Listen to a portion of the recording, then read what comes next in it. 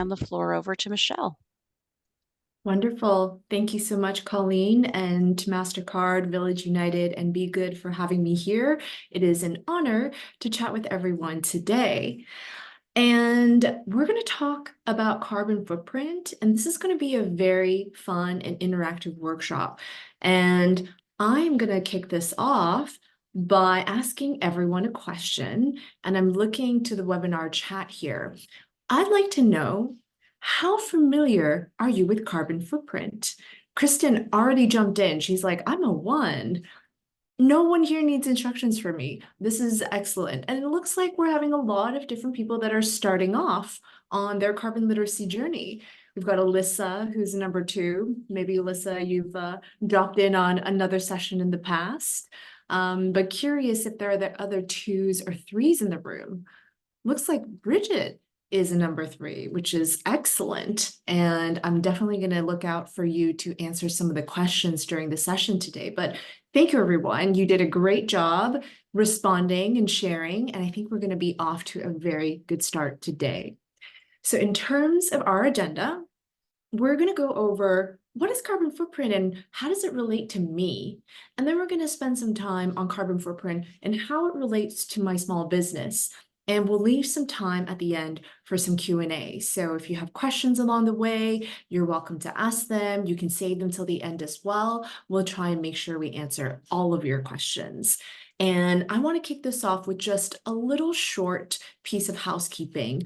This is a zero judgment zone. I'm not here to tell you what is right, what is wrong, what is good, or what is bad. I'm here to share information with you so you as an individual and you as a small business owner can make more informed decisions for you and your business. And as I mentioned, probably too many times, this is very interactive, so I'm going to see you in the chat.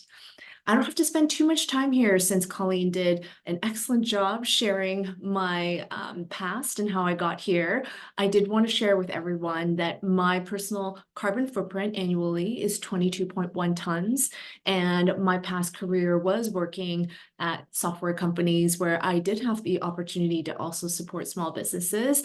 But since 3 years ago, I've dedicated 100% of my time on my 2 climate projects, Clever Carbon, which I'm wearing the hat for today, as well as Women in Climate, which is a nonprofit. And since transitioning my career, I've had a chance to speak with TEDx, South by Southwest, and COP, which is a really large climate conference that is hosted by the United Nations. And what do we do at Clever Carbon?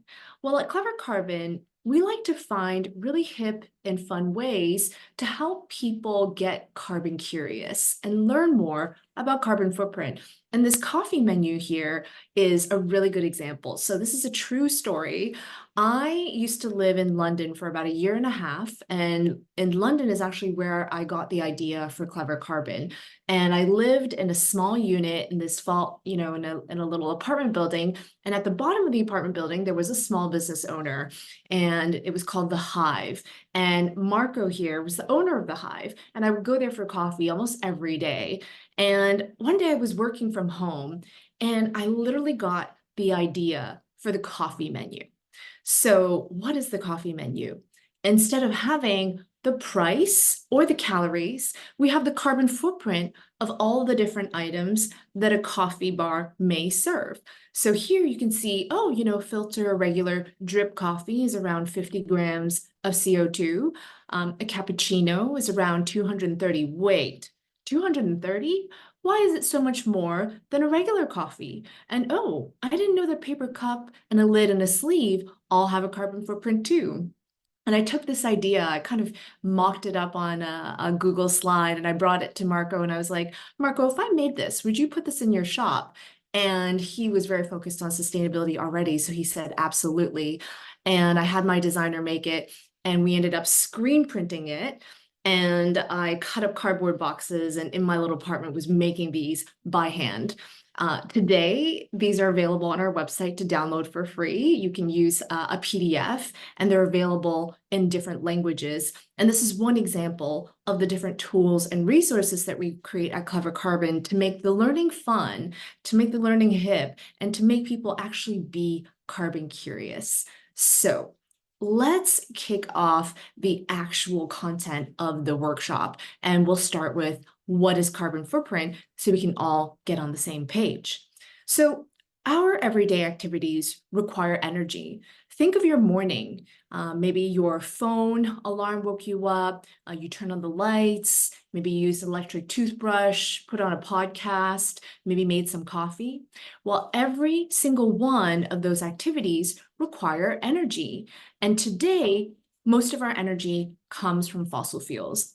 And fossil fuels, they come in many different forms, and they exist naturally on this planet made of decomposing plants and animals.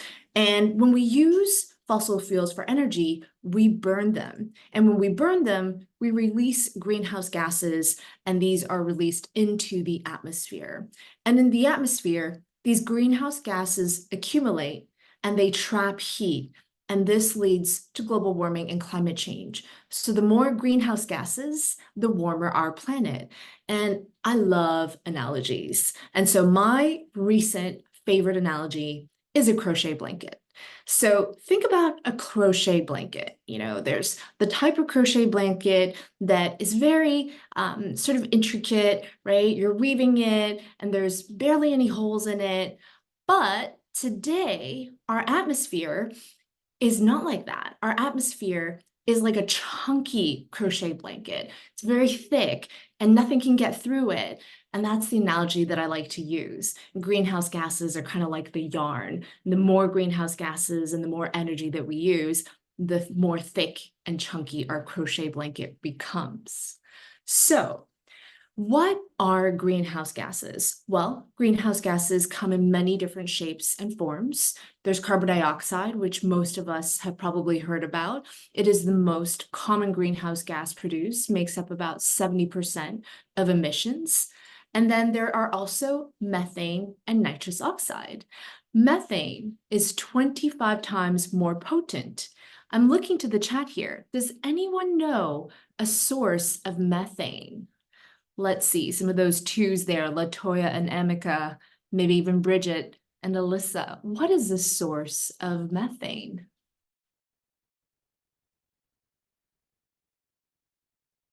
Passing gas. Yes. Some gasoline, pigs, for sure. And a very common one that you probably know is, as Ariel put there, cows, right? Dairy farming.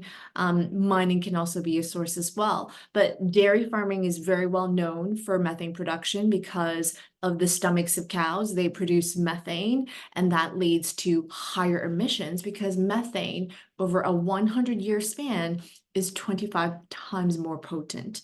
And then nitrous oxide is another greenhouse gas, and it is 300 times more potent. And a common source of nitrous oxide is fertilizer production. And that's why organic can be so impactful, because we're reducing the amount of nitrous oxide manufactured. And additionally, there are some greenhouse gases out there that actually are like 16,000, 20,000 times more potent. Luckily, they aren't as common, but they do exist. So, what is carbon footprint? Well, carbon footprint is the measure of the amount of carbon dioxide released into the atmosphere for a certain activity. That might sound a little vague, so let's get more specific. Let's say you're charging your phone. That is the activity that we're talking about. So, if you charge your phone for 10 minutes, you're using energy. We're using fossil fuels, and so we're burning fossil fuels, and there's greenhouse gases and carbon emissions as a result. So let's say you charge your phone for 10 minutes, there's a certain level of carbon emissions, and there is also a carbon footprint. Now, if you charge your phone for 15 minutes, there's more carbon emissions because you're using more energy, and so the carbon footprint is higher. Now, let's say you're charging your phone, but in two different cities, right? This is in the same state. Vermont and Manhattan are both in New York, but Vermont's grid is much cleaner than Manhattan. Vermont has a higher access to renewable energy. So even though you're charging your phone for 10 minutes, if you're charging it in a different place, in a different city, it is very likely that the carbon footprint and the carbon emissions will be different. So as an individual, our personal carbon footprint is made up of all the different activities that we do that cause greenhouse gas emissions and carbon emissions.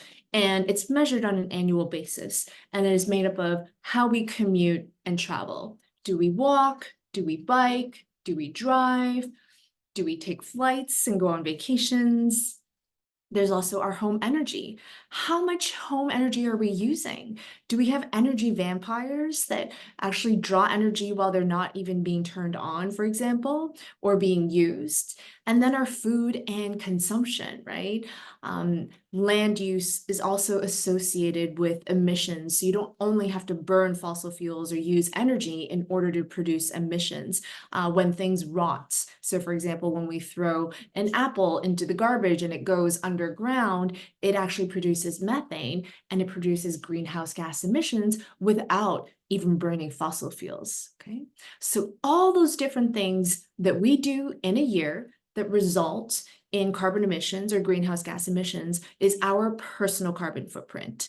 Now, countries have carbon footprints made up of all the different things that a country will do. A city has a carbon footprint, and a business also has a carbon footprint as well, made up of all the things that a business does. We'll get more into that later. So now, I think this is the perfect time for a game. Yeah, that's right. We are playing a game. And I want to make sure everyone is ready. I don't want to get any messages later saying, Michelle, you didn't give me a heads up that I had to be ready. Well, this is your heads up, okay? Because you have 10 seconds to remember as much as you can on this slide. And if you take a screenshot, Zoom will tell me. I'm just kidding, it won't. All right, I am looking at the chat. What does everyone think the average carbon footprint of an apple is? And if you remember the potato, you will get this one right. Let's see. What does everyone think? Is the answer A, B, C, or D? All right, Kristen, jumping in there. Got a lot of C's, got a D in there. Does anyone remember what the potato was? Got an A from Emeka, B from Terrence. We've got a lot of C's there. What about the potato? Anyone remember that? All right, well, I am going to share the answer for the potato. The average carbon footprint of a potato is around 40 grams. Senna, you are correct. And the carbon footprint of the average apple in this particular study is about 35 grams of CO2 emissions. Now, not every vegetable and grain are made equal. So this study, which was done in the UK, a tomato is around 130 grams. And that's because tomatoes are grown in greenhouses, which require more energy to grow. And then a bowl of rice, which is about 3 tablespoons of rice, is about 330 grams of CO2 emissions. Yes, that innocent bowl of rice, yeah, it's 330 grams. And that's because rice farming produces methane. And as you remember, methane is 25 times more potent than carbon dioxide. All right, everyone ready for the next question? What do you think the average carbon footprint of a serving of chicken is? If you remember pork, you might get this one right. I'm looking to the chat. Let's see. All right, Emeka, jumping in there with the first answer. I see some A's. I see some B's. Anyone remember what pork is? You can put that in the chat. Still getting a couple of B's from Senna, Latoya, Rochelle, and Kristen. Around 7,000. So there was something that was around 7,000, but it was not pork. Milena, you are correct. It was around 1,800 grams. So I'm going to reveal the answer. The average carbon footprint of a serving of chicken is around 1,300 grams. A serving of pork is around 1,800. the average vegetarian meal is around 600 grams, and a serving of beef is around 7,700 grams. Okay. Now, everyone has seen the answer to this. So, what do you think is the average carbon footprint of a dairy latte? You saw this in the coffee menu. Let's see the answers come in. Is it A, B, C, or D? We've got some B's, some D's in there. Milena jumping in with the first answer. Got Terrence with the D, similar to a serving of chicken. Okay. All right. So let me share the answer with everyone. The average dairy latte is about 350 grams. Coffee on its own is about 50 grams of CO2 emissions, carbon dioxide emissions. So the majority of our carbon footprint from coffee doesn't actually come from the coffee, but it comes from the dairy. And a plant-based, let's say an oat milk latte, is on average around 140 grams of CO2 emissions. Okay. Now, this is a little bit left field because we don't have a lot to compare this with, since everything that we've talked about so far is about food. So this is really a wild guess. What does everyone think the average carbon footprint of an email is? And yes, emails have carbon footprints too. Looking to the chat. All right, JC, jumping in there with a D. We've got a D from Milena and Alyssa. We've got a C from Latoya and Rochelle. There are 19 people in here, so I know you guys are here. I'm gonna wait for some answers. Nice, we've got a C from Kristen as well. So most people are thinking probably around 16 grams or 4 grams. Wonderful. All right, I am going to share the answer with you. So luckily, the carbon footprint of an email is around 4 grams of CO2 emissions. And an email that is black and white is about 4 grams. As we add images, as we add attachments, as we add content and colors, the footprint gets higher. And why? Why do emails have a carbon footprint in the first place? Well, for a couple of reasons, right? We need data centers in order to process our emails, and we need servers in order to store our emails. And all of those things are very, very energy intensive. Data centers are these large warehouses that have rows and rows of servers and infrastructure, IT infrastructure. They use a lot of energy.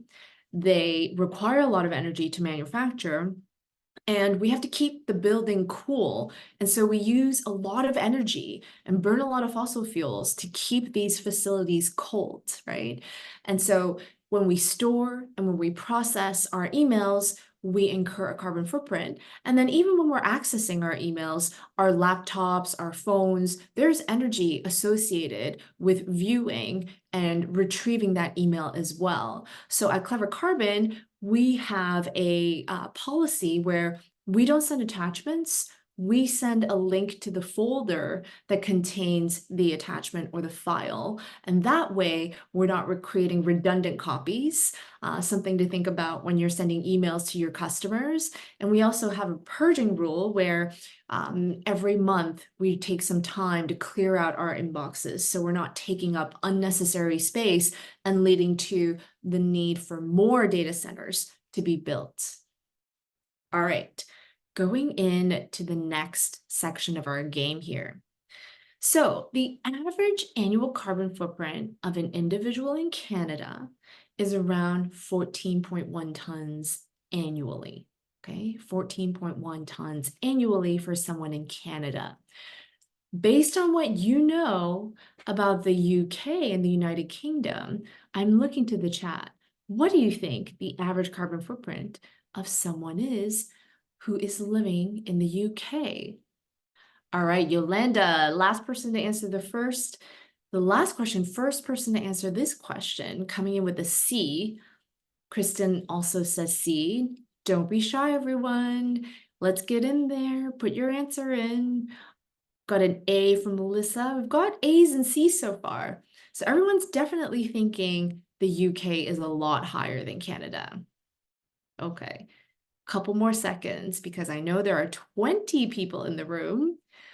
We've got a C from Elena and an A from Latoya, a D from Peter, and a B from Bridget. And remember to address your chat to everyone and not just host and panelists so that everyone can see your response here. So let me share and hold on to your seats because the average carbon footprint of someone in the UK is actually 7.7. And I know when I say UK, you're thinking London, you're thinking those red double-deck buses. But the UK is made up of a lot of different cities and a lot of different regions, and the average of those regions is around 7.7. Yes, Anna. Wow. Mind-blowing, right, Latoya? Now, what about Vietnam? Someone who's living in Vietnam, what is their average carbon footprint? I am looking to the chat. 20 attendees in the room. Let's see how many answers we get. Got a B from Yolanda. Milena comes in with an A. Senna says B. Got a couple of C's and A's. Okay. Give you a couple more seconds there. So all 21 individuals will have a chance to answer this. Got a C from Bridget and a C from Rochelle. Okay. No worries, Peter, you are all good. So let me share the answer. If you answered B, 2.2 tons, you are correct. And I'm going to share a fun fact. One flight from New York to Tokyo, okay, one flight, not a return flight, just one flight, is 1.8 tons. Okay. All right. Final question of this section. What do you think the average carbon footprint in the US is? Oh, I love how everyone always jumps in here. Emika, like I didn't even have to finish the sentence. We've got lots of B's. Okay. Got one C there. Okay. Lower than Canada, which is 14.1. Okay. Is there a higher number option? That is pretty funny. All right, well, let me share with you the answer here. Okay, the average carbon footprint in the US is around 17.0 tons. Okay, so Canada's 14.1, the UK is around 7.7, and we've got Vietnam coming in at 2.2, and the global current average is around 6.3 tons. And the UN, the United Nations, states that in 23, our collective carbon footprint needs to be around 2.1 tons, okay? So in general, Europe or European countries, the average footprint is around 5 to 10. So Spain, Italy, France, UK, they're all in that range between 5 and 10. Australia, Canada, the US are all somewhere around, 14 to 17. There are some countries out there that are above 20, Singapore, the UAE are a few examples. And then there are some countries where the average carbon footprint is below 1. This is a lot of countries in the global south. Okay, so why are carbon footprints so different between countries? There isn't a single silver bullet answer, but a lot of it does have to do with policies and incentives, which then impact access to clean and renewable energy, public transportation infrastructure. In some places, there is not good public transportation and people have to own vehicles. Dietary preferences can play a role, and average household income actually plays a really, really critical role. So the higher the average household income, the more likely you are to have a home that has an air conditioner or a heater. The higher the income, the more likely that your home is large. So you need more energy to heat and cool.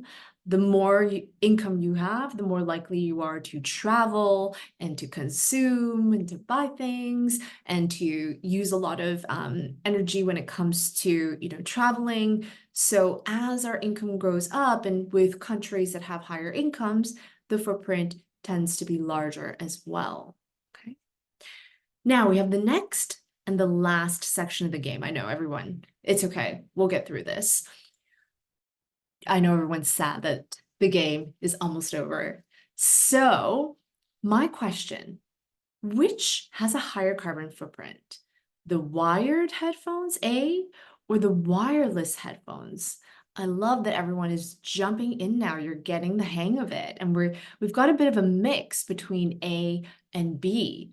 And you're welcome to put into the chat why you think it is higher.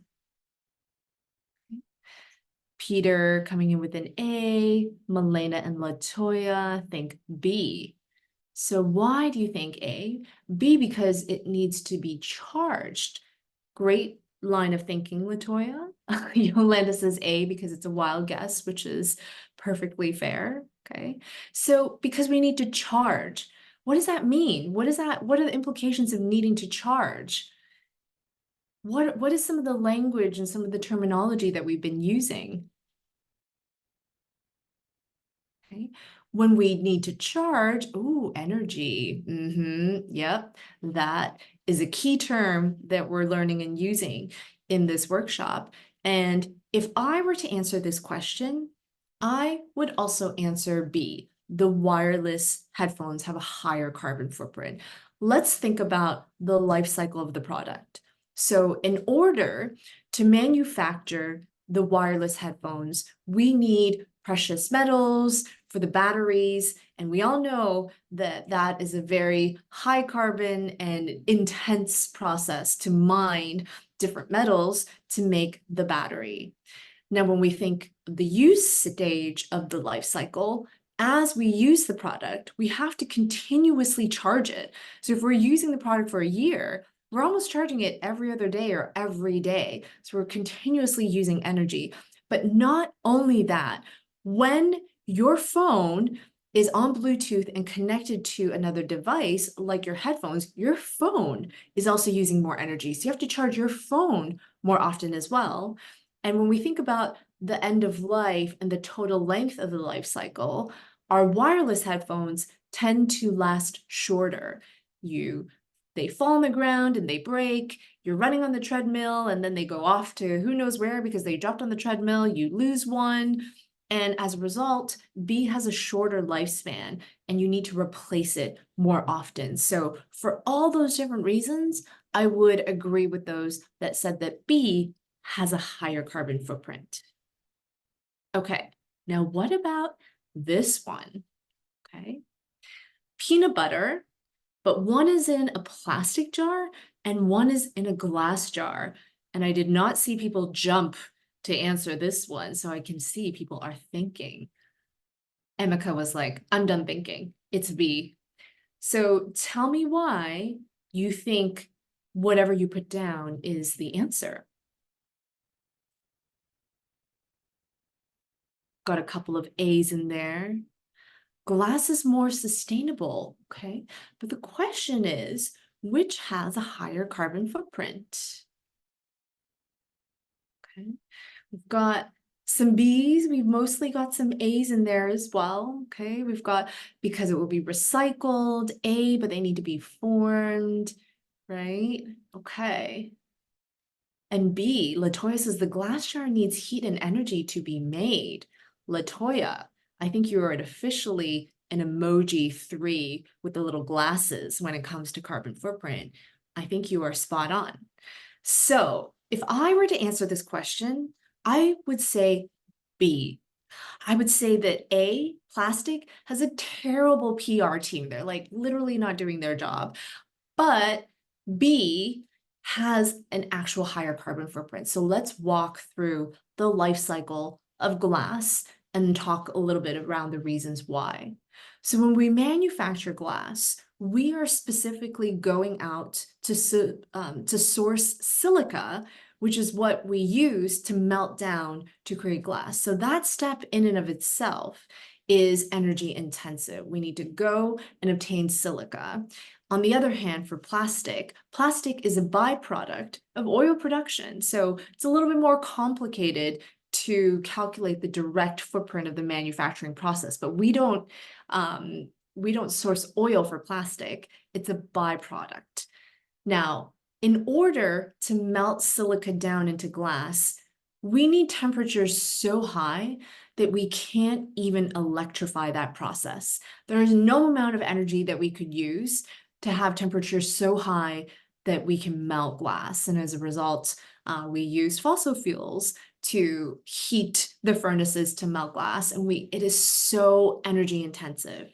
Okay, so from the manufacturing standpoint, glass has a higher carbon footprint. Now, think about the shipping, right? And as a small business owner, you probably ship a lot of different things, whether it's end products or materials that you need, right? Shipping glass, because glass is so much heavier, it actually requires more energy and more gasoline. And as a result, shipping glass has a much higher carbon footprint, right? Now, the recycling and the end of life is very complicated on both sides, right? Plastic cannot be infinitely recycled. Glass can, but how much of glass is actually recycled? How much of glass actually ends up in landfills or ends up in, on the streets and in our oceans, and the same thing for plastic. And even to get glass to the facility, again, we have to ship it, and glass is very heavy. So there's a lot of energy used to do that. And then we have to melt the glass down again, which requires a lot, high temperatures. So I like to imagine a perfect world where we have 50 different shapes of glass, and we have facilities that are local that can wash and sterilize the glass so that it can be immediately reused and doesn't have to travel far to get into the circular cycle. Plastic, I'm not saying that plastic is good. That is not what I'm saying. But when it comes to which option has a higher carbon footprint, overall, I would say glass has a carbon footprint. Okay. Now, what about this one? Okay. Let's say you live in New York and there are organic potato chips that are made in New York, or there are organic potato chips that are made in California. Which one has a higher carbon footprint for you? Ooh, Latoya, pricing based on carbon. Very, very future forward. Okay. Which one has a higher carbon footprint? Okay. Latoya, Jasmine, Rochelle, Sina, Kristen, I would say you are all on the right path, right? I would say B, for the simple reason that it has to travel further. If it's made in New York and you live in New York, then it's traveling less. If it's made in California and you live in New York, it has to ship almost across the country to get to you. All right. What about this one? This one's so interesting, right? You've got an old school radio, your favorite AM, FM station, and then you have streaming. Which one has a higher carbon footprint? Okay. We've got some B's. Yolanda says A. JC says A as well. Okay. Latoya is just like, I am your star student today. I'm not only going to give you the answer, I'm going to tell you why, and I'm going to be right about it. Go, Latoya. So if I were to answer this question, I would also say B. Okay, streaming has a higher carbon footprint because think about a radio, right? Essentially, you have this one sort of tower that transmits the radio frequencies, and everyone else has a very simple device that can receive these. And so if you have a million people listening to the radio, you have one place that is more energy intensive, which is kind of like the station. And then everyone else is just using a very low form of technology and very energy efficient. Streaming, on the other hand, is more like everyone is their own radio station. Everyone is pinging the data centers. And as you may remember, data centers have a very high carbon footprint. So as a result, we're all our own radio stations and we're less efficient, okay? So I'm not saying that you should listen to the radio, but I am saying that streaming has a higher carbon footprint. Okay, so last question of the game here. Which is better for the environment and why? Is it t-shirt on the left, which has a manufacturing carbon emission of 2.1 kilograms? Or is it on the right, the t-shirt that has a manufacturing carbon emission of 5.3? Let's see. Last question here for everyone. So let's get those answers in. And Latoya, I'm looking at you. I literally can't see you, but, but let's see what your answer is. All right, we've got some B's in there. B is better for the environment. Why is B better for the environment? Always asking the question, why? So for the sake of time, I'm going to jump in and answer, right? So the question is, which is better for the environment? Not which has a lower carbon footprint. And the answer is, we need more information because there's more to environmental impact than carbon footprint. We also want to know, what is the water footprint? What is the waste footprint?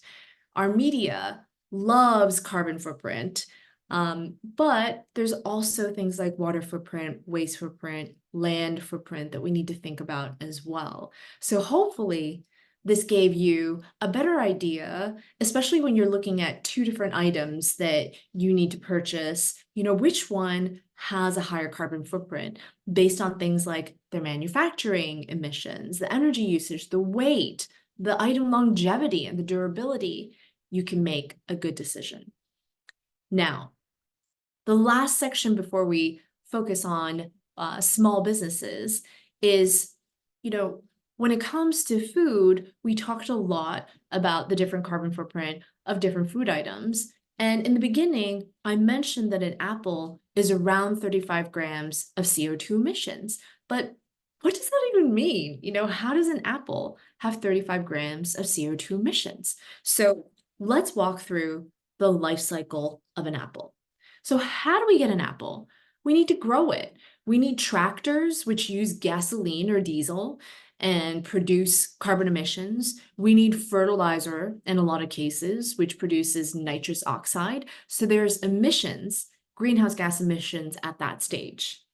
We also need to harvest the apple, and we need tractors, equipment, machinery to help us with the harvesting. And all of that requires energy, which also produces greenhouse gas emissions.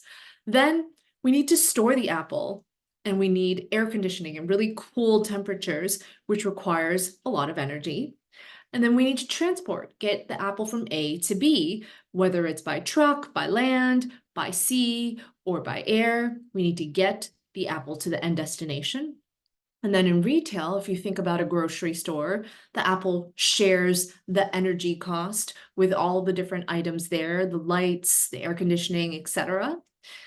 And then how we consume an apple also has an impact on the carbon footprint. If we're eating a raw apple, that's pretty simple. But if we're eating apple pie, we have to turn on the oven, which is very energy intensive.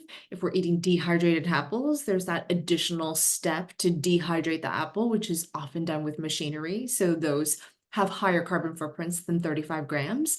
And it does not end there. The end of life also has an impact on the carbon footprint.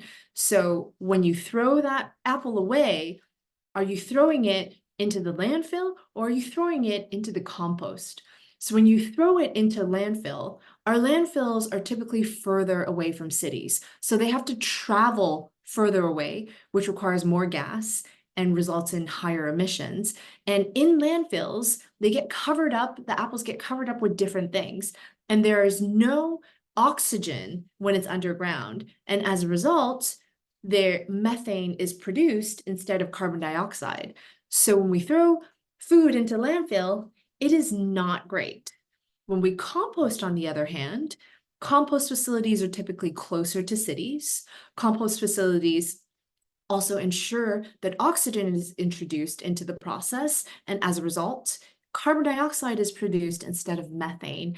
And then the soil can also go back into the land, creating a more circular cycle. So let's see, does everyone have access to composting where they live today? I'm looking at the chat.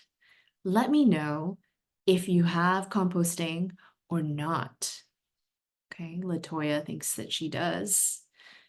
Bridget does not. Peter will have to check.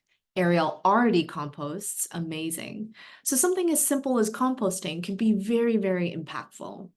Okay, and what we just did there was a life cycle analysis. And in sort of the industry, they call that an LCA. And a life cycle analysis can be done for something as simple as an apple. It can be done for a shoe.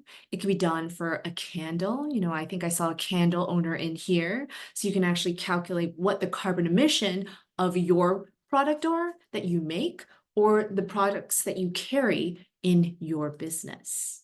Okay. So now let's get into the carbon footprint and small businesses. How does it relate to you? Okay. And my little friend here wants to visit. Let's move her away for a moment. Okay. So everyone is a small business here, and I'm curious what your business does. Do you make something? Do you sell something? Do you offer a service? And I also want to know, have you had conversations about sustainability come up with customers? I'm looking to the chat.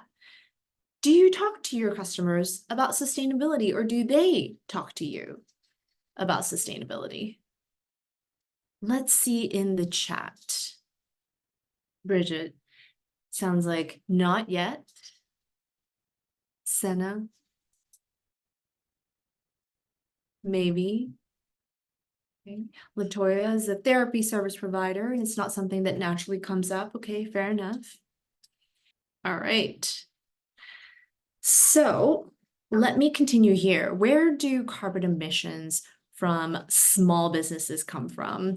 It can also come from our staff and employees, how they get to work, and also the waste that we create in our business. And so that begs the question, what are some ways that we can reduce the footprint of a small business? Our heating and cooling are really, really sort of easy ways to do that.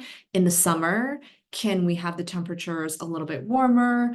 In the winter, can we have the temperatures a little colder to conserve energy? General energy usage as well. Things like having automatic lights in the bathroom can be really helpful. If we have a store or some kind of storefront that has single-use items, what are some ways to reduce that? And then just our waste in general, whether it's paper plates or whatnot, having more reusable items are very, very helpful. And Bridget, yes, email and Wi-Fi and all of those things as well use up our energy. And then even things like fuel. So if we have the ability to seek some planet-friendly suppliers, that could be a very impactful activity for us to engage in. What are other ways that we can reduce the carbon footprint of our small business? So increasing things like composting that we just talked a lot about, digitizing certain processes, and then encouraging your customers to get engaged as well and to bring their own bag, bring their own cup, etc. And maybe you're asking, are there benefits to reducing carbon footprint for a business, right? And yes, it can actually reduce costs. If you're reducing your energy usage, that often is a large cost for small business owners if you have a storefront. So one of the benefits is actually reducing your costs. If you don't have to buy coffee cups anymore, and you're encouraging your customers to use them, or you have ceramic cups that you can reuse, there's a cost reduction. Another benefit is being kinder to the planet, growing your customer acquisition and loyalty, because more and more customers today really want to reduce the impact of their consumption. And by helping them through your business, you can grow acquisition and loyalty and also have positive community impact, reducing the amount of waste in your community, not only at the site, but potentially on the streets as well, can be a really positive impact. And maybe you're asking, like, do my customers care? And some people really resonate with data. So I'd like to share a few pieces of data here. So 1 in 3 consumers surveyed prefer eco-friendly options, right? That's almost 33%. 68% of millennials surveyed purchase a product with environmental benefit in the last 12 months. We're not talking 20%, we're talking 68%. 63% of Americans surveyed hope businesses will take the lead to drive environmental change. And so our customers really increasingly care about sustainability and are open to planet-friendly options and practices. So, how do you get started? Well, an easy way to get started is to start tracking and quantifying. What gets measured gets changed. So, as a business owner, do you know what the energy consumption of your storefront was last month? Maybe you know the cost of your energy bill, but do you know how much energy you actually consumed? Start a spreadsheet and start tracking that. What about waste? There are actually businesses that weigh the amount of waste that they produce and try to reduce that. So every time you take out a garbage bag, when you can remember, weigh it and track and see how many times you're taking it out.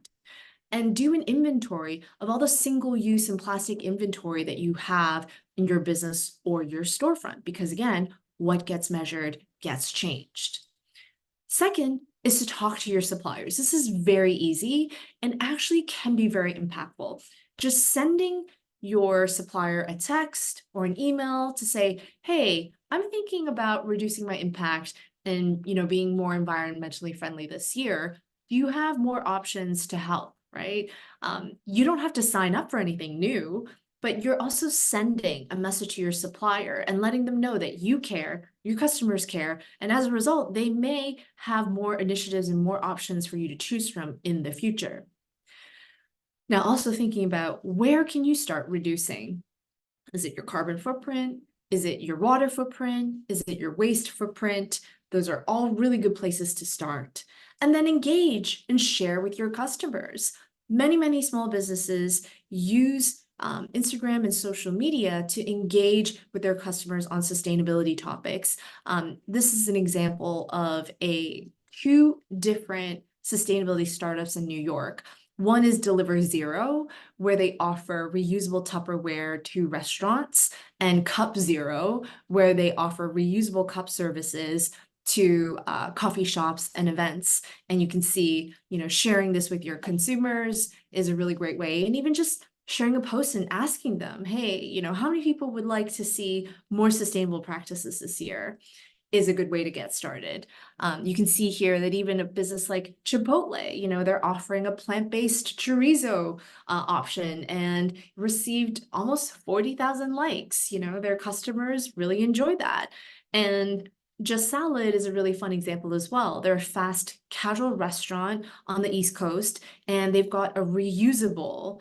And in this reusable, customers can bring in the bowl and get a free vegan topping when they bring the bowl in. So, when we talk about acquisition and loyalty, things like this, right? When you have a bowl and your customers come back, that could be a really good option as well.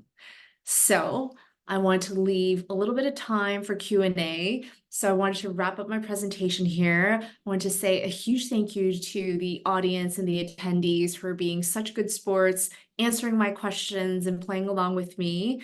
And I'm just gonna bring up this MasterCard slide here. And if you have any questions, feel free to put it in the chat, and we've got a couple minutes for me to answer. Michelle, thank you so much for sharing. This has been really informative and really helpful, even for myself, not currently a business owner, but as I transition through being a full-time employee and think about what are some of those things that I could do to reduce my carbon footprint. What is one next step that everyone could take after this session to either be more aware of their carbon footprint, reduce what they're already, or, what advice do you have so far for our attendees? I would encourage everyone to find out what their personal carbon footprint is. I know MasterCard has a calculator, Clever Carbon has one as well. If you do a quick Google search, you'll find a number of different carbon calculators and see how you compare to the average of 17.0 in the US. That's a really concrete step on the personal side. And then on the business side, I would encourage everyone to reach out to their supplier, send an email, and ask about more sustainable options that they have available. Perfect. Thank you so much for sharing. And Melania, I'm hoping I'm saying your name right, has a question. What are your thoughts on refillable packaging? I love refillable packaging. There are so many refill shops in London, in Brooklyn as well, where you can bring, for example, a glass jar and get lentils or get rice or get sugar. You weigh your jar, you zero the weight, and then you just pay by the weight of the product, whether it's, liquid detergent all the way to lentils. I think it is such a great way for us to purchase things without having any waste associated with it. So I'm a big fan of refillable packaging. I really like that idea. I've definitely heard of the supply stores where you're bringing back the packaging. You can get a refill of cleaning products or, like you said, the rice and the lentils. I think that's really great. And I know that's in New York, but I'm sure there's options like that in Houston and Texas. And if not, I think that's a great opportunity for a lot of business owners to maybe fill that gap. So thank you everyone for joining. I hope you guys have a great start to your year. And thank you again, Michelle. Thank you. Thank you, everyone. It was really fun hanging out with you. See you next time. Bye. Thanks, everyone. Have a good one.